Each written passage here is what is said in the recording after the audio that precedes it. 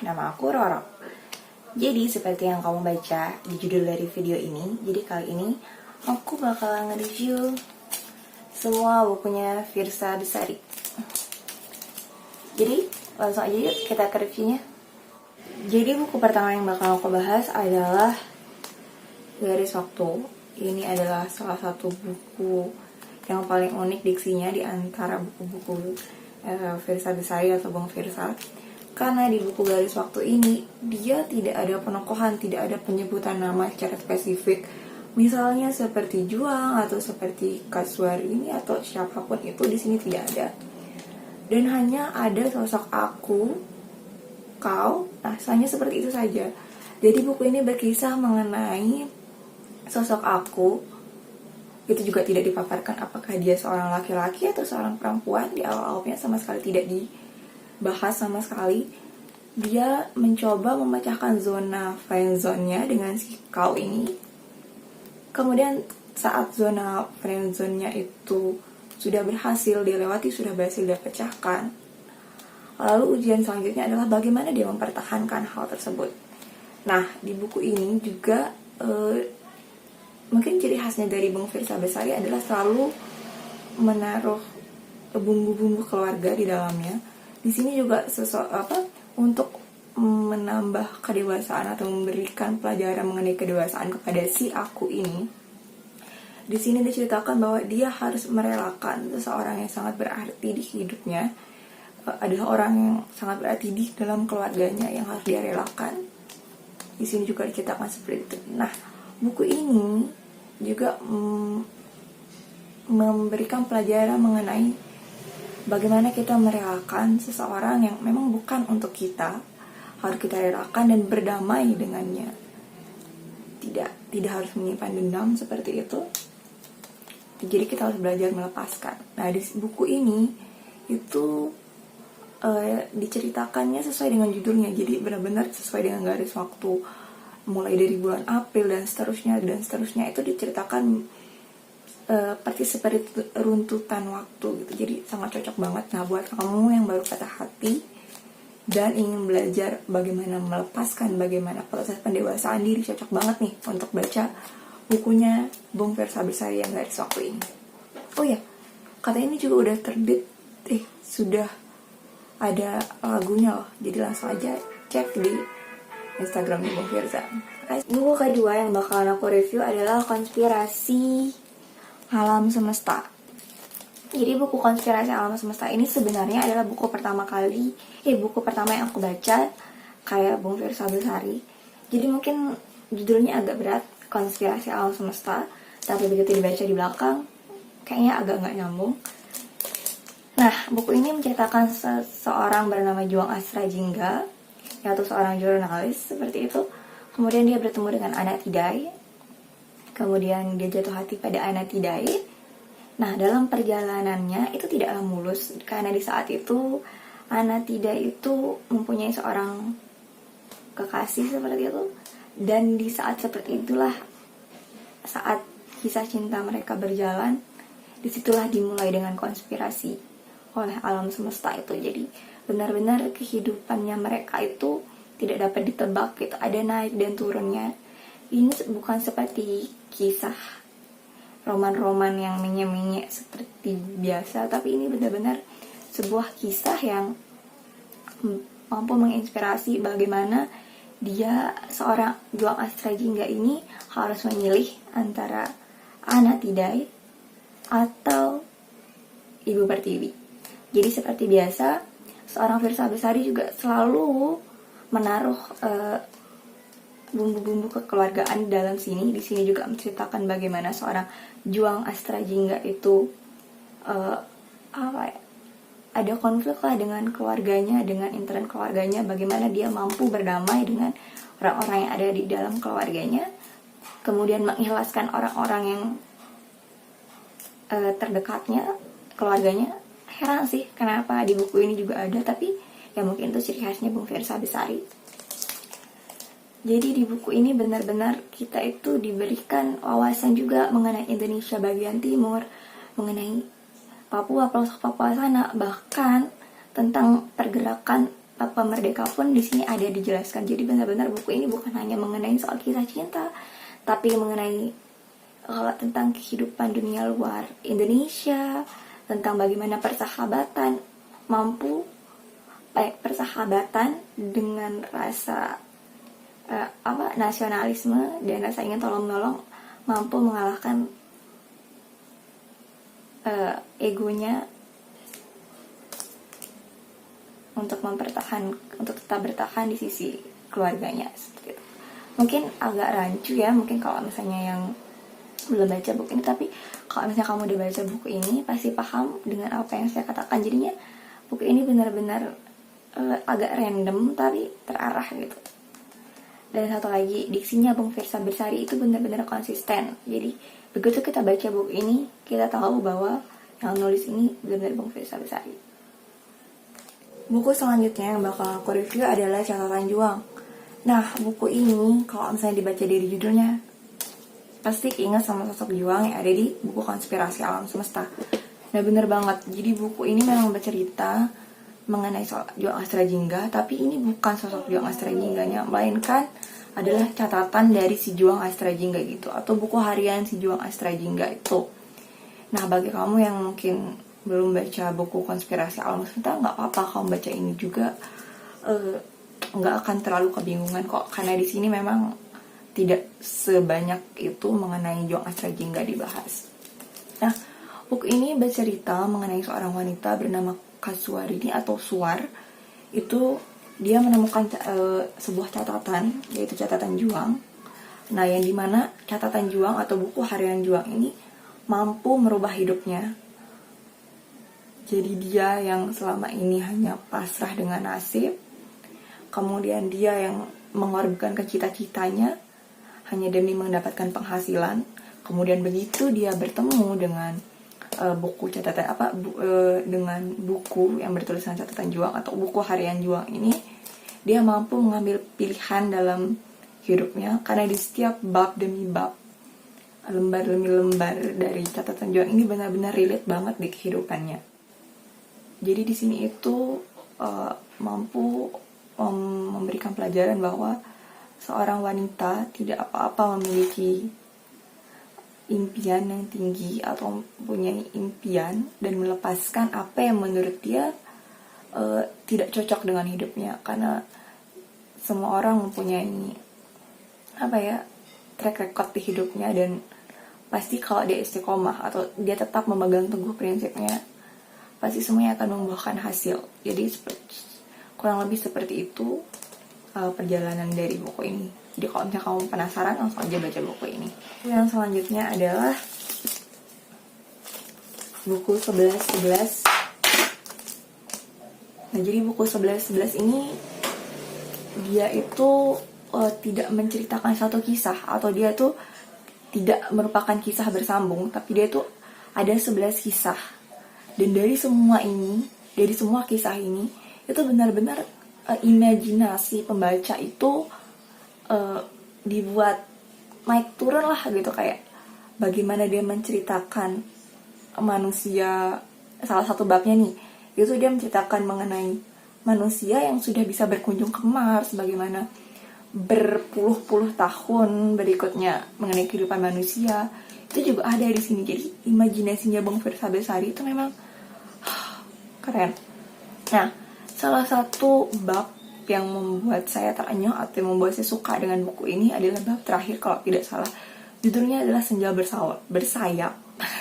Jadi menceritakan seseorang narapidana yang dia itu diberikan kesempatan untuk mengirim satu surat ke alamat yang serah dia deh pokoknya. Kemudian dia mengirim surat ke alamat seseorang, dan ternyata dia mengirimkan ke alamat tempat dia tinggal dulu. Kemudian mereka berbalas surat. Setelah mereka berbalas surat, kemudian romansanya mereka harus terhalang karena sebuah fakta bahwa gadis yang mengirim surat adalah seorang narapidana yang menerima hukuman mati. Dan di dalam kisah Senja Bersayap ini juga menyadarkan kita bahwa betapa memang di Indonesia ini atau memang di bumi ini jabatan seseorang masih menentukan dia bisa terjerat oleh hukum atau tidak. Ibaratnya hukum itu masih tumpul ke atas dan tajam ke bawah. Jadi kalau misalnya kamu baca Senja Bersayap, kamu akan relate kalau memang keadaan di bumi ini masih seperti itu adanya. Dan karena kejadian seperti itu harus membuat dua insan menjalani romansanya dengan sangat menyakitkan.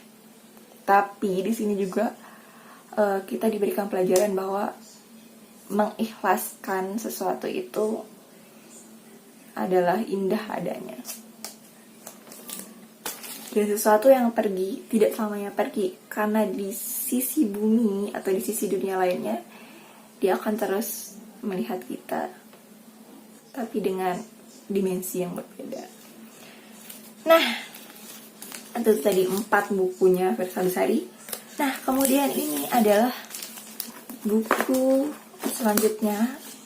Ini adalah buku yang paling saya suka, yang paling saya tunggu-tunggu, atau yang paling saya tunggu-tunggu untuk mereview ke kalian adalah buku tentang perjalanan Firsa Besari. Ya, ini adalah yang pertama, adalah buku Arah Langkah. Jadi buku Arah Langkah ini menceritakan mengenai awal Firsa Besari atau Bung Firsa melakukan perjalanan keliling Indonesia karena dia patah hati. Jadi di dalam buku ini menceritakan perjalanan Bung Firsa dengan 2 sahabatnya, Badwi dan Prem. Prem itu adalah Anissa, dia adalah seorang wanita. Nah, di sini Bung Firsa Besari diceritakan berkeliling Indonesia, tapi ini belum selesai sih. Nah, ini tuh berkeliling Indonesia untuk meredakan patah hatinya. Nah, kemudian ada juga sempalan memori-memori yang lalu, bagaimana kenapa sampai Bung Firsa itu keliling Indonesia, karena dia patah hati oleh seorang wanita yang bernama Mia. Itu menjadi awal mulanya dia untuk berkeliling Indonesia. Nah, di buku ini juga kita diberikan gambaran-gambaran setiap tempat yang Bung Firsa datangi. Dia berikan foto di sana dengan indahnya. Jadi kita bisa merasakan bisa seperti berkunjung ke tempat-tempat Bung Firsa. Kemudian menikmati alamnya Indonesia, dan dari alam tersebut kita juga bisa mendapatkan banyak pelajaran hidup.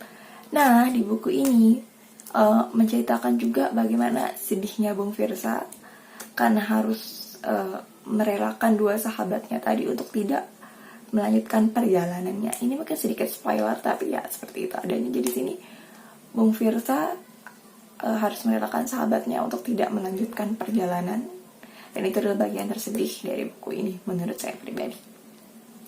Kemudian buku terakhir, ini juga buku yang mampu menyadarkan saya arti pendidikan, terus agar tidak sombong dengan apa yang sudah kita dapatkan hari ini, yaitu adalah Tapak Jejak. Jadi Tapak Jejak ini adalah lanjutan dari si Arah Langkah, bagaimana Bung Firsa akhirnya berkelana sendiri setelah 2 sahabatnya memilih untuk bukan menyerah, tapi untuk tidak ikutlah seperti itu, demi urusan sesuatu yang tidak bisa mereka lepas.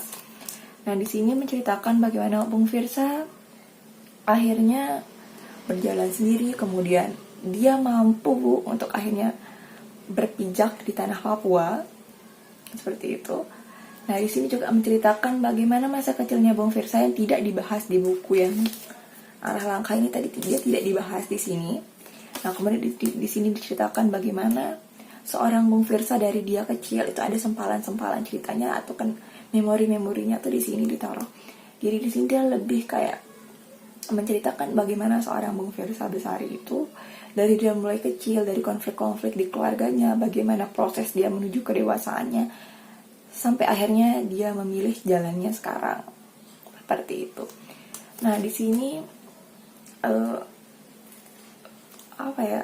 lebih menekankan tentang kesadaran Bung Firsa sendiri bahwa apa lagi yang dia cari, dengan siapa dia harus bersaing gitu. Jadi di sini ada bagian yang Bung Firsa merasa ragu tentang perjalanannya, tentang sampai mana dia akan berjalan, apakah dia harus tetap menelusuri Indonesia atau sudahi saja, toh dia tidak bersaing dengan siapapun, seperti itu. Salah satu bagian dari buku ini yang saya suka adalah dia mampu menyadarkan kita mengenai bahwa kita mendapatkan pendidikan yang layak di sini itu adalah suatu anugerah, karena di ujung timur Indonesia sana, ya, itu adalah Papua, banyak SDM atau sumber daya manusia yang sangat potensial, dan anak-anak Papua sana bukan bodoh. Papua sana itu, orang-orang Papua itu adalah orang-orang yang pintar dan bahkan berpotensi untuk menjadi seorang dokter, untuk menjadi seorang polisi atau politisi dan lain sebagainya, tapi dia terkendala oleh biaya. Nah, alangkah munafiknya kita sekarang karena alasan malas atau alasan karena nggak dapat uang jajan, terus jadi malas untuk sekolah. Sedangkan di ujung Indonesia sana banyak anak-anak yang ingin sekolah tapi tidak mendapatkan kesempatan seperti itu. Nah, di bukunya Bung Firsal Besari yang Tapak Jejak ini juga mengajarkan bahwa kita juga ternyata di Indonesia sana masih ada loh orang-orang yang tidak mementingkan suku, tidak mementingkan ras, tidak mementingkan agama, tapi bisa bersatu dengan atas nama persaudaraan dan membantu satu sama lain gitu. Tetap sisi keluargaannya di Indonesia itu sekarang masih ada. Jadi kalau misalnya ada bilang sekarang itu sudah tidak ada tidak ada orang yang tidak memandang uang. Nah, di bukunya Bung Firsal Besari ini terpecahkan bahwa masih ada loh orang-orang yang tidak hanya mementingkan uang, tapi dengan sukarela saling membantu saudara-saudaranya, walaupun hanya memberikan tempat tinggal, seperti itu. Jadi bukunya Bung Firsal Besari yang Arah Langkah dan Tapak Jejak ini membuka wawasan kita bagaimana kondisi Indonesia, bahwa Indonesia tuh seperti ini loh, di pelosok-pelosoknya tuh seperti ini, keadaannya seperti ini, tidak hanya perkara kota-kota seperti itu. Itu 6 buku Firsal Besari. Nah, yang seperti yang saya katakan bahwa diksinya Firsal Besari itu unik gitu. Saat kita membaca untuk pertama kalinya mungkin akan kebingungan dengan diksinya, tapi lambat laun saat kita membacanya kita akan menemukan bahwa ciri khasnya Firsal Besari itu seperti ini loh. Manakala kita baca bukunya Firsal Besari, ini ciri khas dari buku Firsal Besari. Jadi dari yang saya tangkap dari semuanya adalah di setiap bukunya Firsal Besari itu selalu menyadapkan mengenai patah hati, kemudian sisi kekeluargaan selalu dia taruhkan di situ, mengenai kemanusiaan apalagi selalu dia taruh di situ, dan Indonesia serta alam luas selalu dia taruhkan. Jadi cocok sekali bila Bung Firsa itu dijuluki seorang musisi iya, seorang penulis iya, bahkan seorang penggiat alam iya, karena tiga julukannya itu selalu dia masukkan komponen-komponennya tuh selalu dia masukkan ke semua buku-bukunya. Jadi kita bukan hanya mendapatkan kisah mengenai cinta-cintaan, tapi lebih belajar mengenai pendewasaan diri, bagaimana melawan ego, kemudian lebih sadar lagi kemana seharusnya kita akan pulang dan apa makna rumah sebenarnya untuk kita. Seperti itu mungkin hanya itu yang bisa aku sampaikan untuk review kali ini, karena memang aku sejatuh cinta itu dengan buku Firsal Besari. Mungkin kamu ada yang kebingungan mengenai buku ini atau penyampaian aku yang kurang tepat, kamu bisa koreksi di bawah di kolom komentar dan kamu kasih saran selanjutnya mengenai video apa yang akan aku buat. Dan jangan lupa kalau kamu udah baca buku ini, yuk kita diskusi. Baiklah teman-teman semua, itulah akhir dari reviewnya. Kalau kamu suka video ini, kamu bisa share video ini, terus kamu juga bisa like. Jangan lupa subscribe. Terima kasih. Assalamualaikum warahmatullahi wabarakatuh.